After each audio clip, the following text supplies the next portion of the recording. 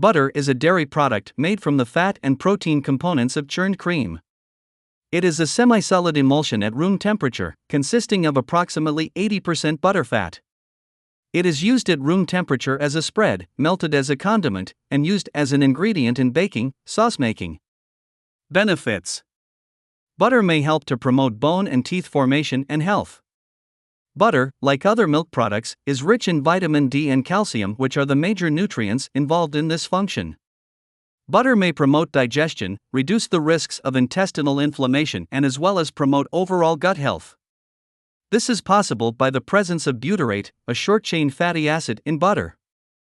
Butter is a natural product of animal origin, made from milk that provides a series of nutrients, such as trace amounts of protein, calcium, phosphorus, potassium, and even vitamins of the B, D, and E complex. The butyrate in butter has been shown to potentially reduce inflammation in the digestive system and has been used as treatment in Crohn's disease. The vitamin D and calcium in butter may help strengthen the bones. Possible side effects: there is a significant amount of saturated fat in butter, which some studies suggest is not good for heart health. Butter is considered to be a product that contains only trace amounts of lactose and protein. Only in cases of severe reactions to milk proteins, butter should be avoided. Skin reactions, plaques protruding from the surface of the body, hives, swelling, itching, and skin inflammation, atopic dermatitis.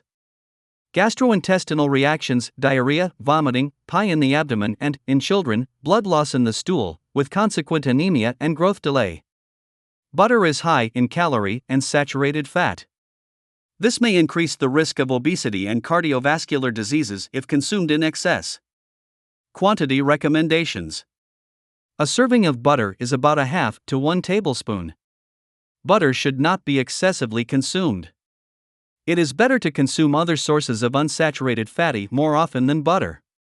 There are several best ways to consume butter, so that it does not harm your health.